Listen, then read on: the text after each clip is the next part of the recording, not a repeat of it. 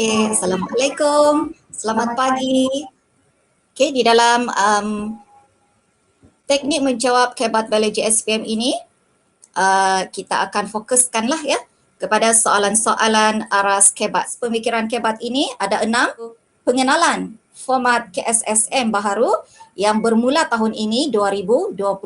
Ya, kertas di dalam instrumen biologi SPM KSSM sebenarnya sama sajalah ya dengan SPM KBSM, ada 3 kertas. Untuk kertas satu tu ada 40 soalan untuk SPM KSSM. Tidak seperti KBSM ada 50 soalan. Dan dalam 37 soalan tu disediakan 4 option jawapan. Ada 3 soalan pula disediakan 3 option jawapan. Untuk kertas 2 ada 3 bahagian A, B, C. Kalau dulu ada 5 soalan saja, tetapi untuk SSM ini pelajar wajib menjawab 8 soalan struktur. Jadi di bahagian B kita ada 2 pilihan soalan. Itemnya adalah respon terhad dan digabungkan dengan respon terbuka. Jadi pelajar boleh pilih. Ya, anda boleh pilih calon-calon SPM 2021. Ya, anda boleh pilih salah satu di bahagian B ini. Dan di bahagian C, ini kamu tidak boleh tidak jawab. Sebab ini wajib. Wajib ya. Kertas 3, ya. Kalau dulu dia memperuntukkan 50 markah. Tapi sekarang dia dalam bentuk ujian amali. Dia bentuk hands on lah. Ya, kamu kena buat eksperimen ini secara hands on di makmal yang memperuntukkan sebanyak 15 markah. So masanya tidak lama, iaitu 45 minit sahaja. Cikgu juga suka untuk kongsikan bagaimana ceraian markah di dalam kertas 2 ini. Grade A+ dalam biologi. Tips menjawab. Jadi itulah pasal cikgu cadangkan kamu baca 3 kali soalan tersebut. Okay, bila kamu sudah faham, ya, bila kamu sudah benar-benar faham kehendak soalan, lepas tu kamu dapat kenal pasti apa arahan dalam tugas, apa arahan dalam soalan. Lepas tu kamu boleh mula merangka jawapan. Dan kemudian barulah kamu dapat menyusun, mengolah jawapan kamu dalam ayat yang lengkap tanpa kesilapan fakta yang sudah kamu belajar lah. So, cikgu suka juga kongsikan ada 4 komponen dalam item biologi ini.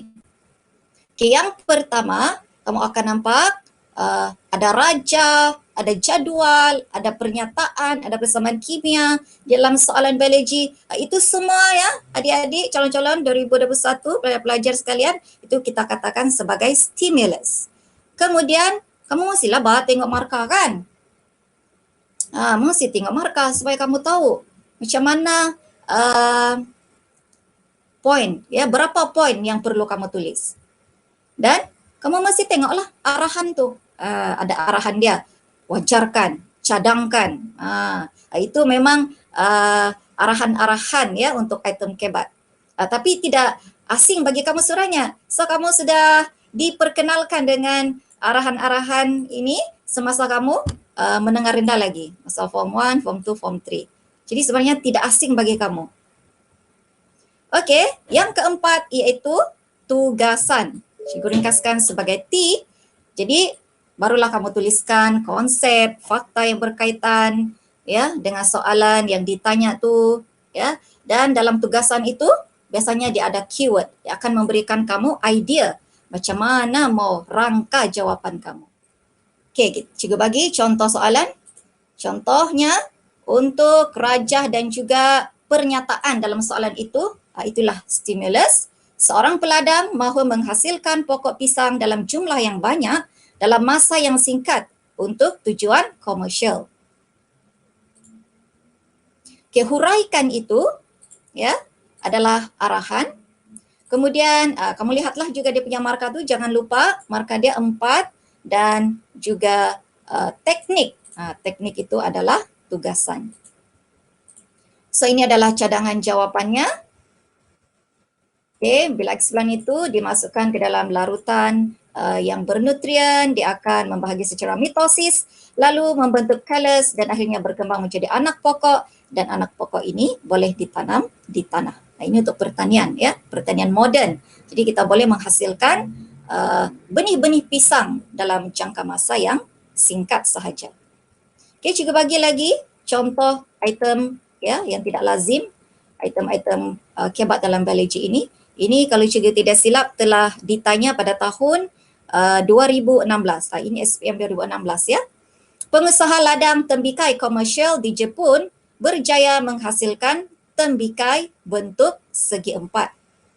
Cadangkan, ini arahan dia. Bagaimana tembikai berbentuk segi empat dihasilkan? Jadi setelah kamu melihat markah yang diberi, barulah kamu try jawab. Tapi kalau kamu tidak ada idea, surahnya kamu boleh guna pengetahuan kamu yang kamu nampak di internet kan. Kamu mesti pernah nampak pengusaha-pengusaha Jepun ni dia menghasilkan tembikai segi empat. Jadi kamu mesti pernah nampak kan bekas yang segi empat tu.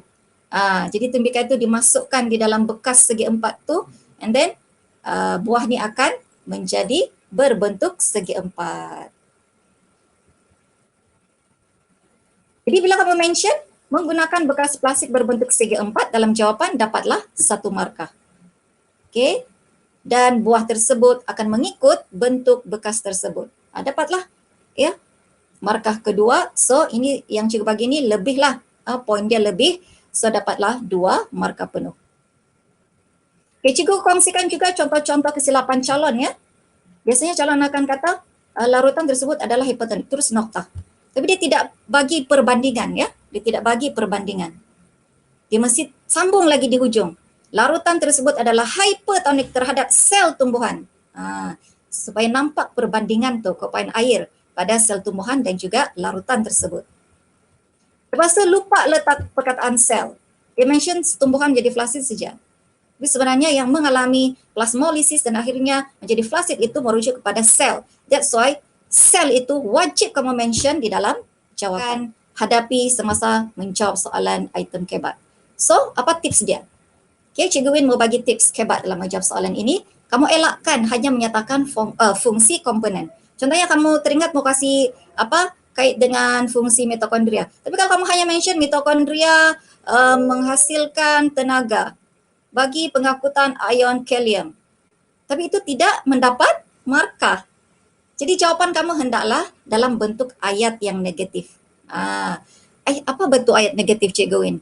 Maksud cikgu ayat negatif ni, kamu tambah saja perkataan tidak dalam penerangan.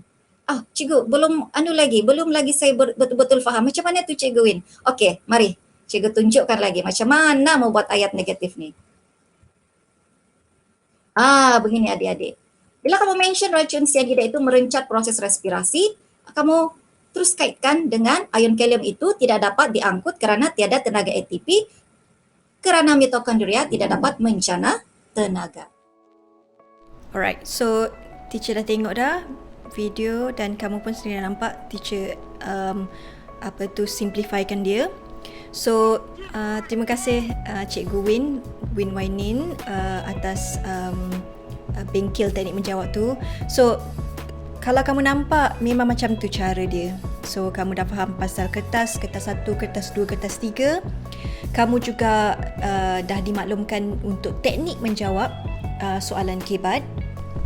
So kamu dah tahu nampak sekarang ni paper masih lagi sama macam kimia, sama juga dengan physics. So tolong faham kertas 3 pastikan kamu dapat 15 markah.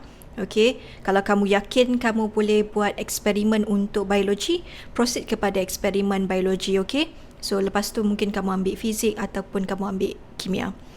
Seterusnya ialah tips teknik menjawab yang diberikan oleh Cikgu Win. So kamu nampak sekarang ni untuk biologi ia menghafal, tapi apa-apa pun kena faham soalan dulu. Bila kamu faham soalan, kamu faham apa yang diarahkan dan kamu boleh buat ayat kamu sendiri untuk menjawab soalan tersebut. Okay, so macam teacher punya tips, let's say lah kamu kata kamu lemah dalam biologi untuk topik-topik tertentu, cara dia ialah dedahkan diri kamu dengan soalan dan fahamkan jawapan dia. Okey, mungkin kamu boleh bincang dengan guru kamu boleh bincang dengan kawan-kawan kamu. Lagi banyak kamu bincang, lagi banyak kamu tahu, didedahkan dengan soalan bentuk exam untuk chapter yang kamu rasa susah, benda tu akan jadi senang. So, jangan risau, kamu ialah pelajar yang pertama, kamu ialah pelajar untuk tahun ni, SPM 2021 ni ialah yang pertama untuk KSSM. Bermakna soalan yang dia tanya ialah soalan yang ada dalam buku teks dan juga soalan dia soalan yang berulang. Pastikan kamu faham cara menjawab soalan-soalan yang berulang tersebut. Okay, so dedahkan diri kamu dengan soalan, fahamkan soalan, jawab, bincang, tengok skema, tengok macam mana jawab dia, and then kamu akan okay. So pastikan kamu work hard untuk kamu punya SPM biologi, okay? So terima kasih Cikgu Win. So benda ni banyak membantu. So teacher memang suka dengar daripada penjelasan guru yang berpengalaman 20 tahun, 25 tahun. Okay, macam teacher, sebab teacher ajar biologi, physics, maths, kimia dan sebagainya. So cikgu dah biasa sangat dengan soalan yang susah. So bila seperti Cikgu Win kata, soalan kibat tu tak semestinya susah. Sebab soalan tu dah diulang, dia dah ditanya dalam banyak soalan. So mungkin gambar rajah, mungkin ayat dia panjang-panjang. Tapi bila kamu dah faham keywords, kamu dah faham soalan dia, benda tu akan jadi senang. Okay, so I wish you good luck. Alright, so next one probably will be science ataupun mathematics. So stay tuned. Bye. Good luck.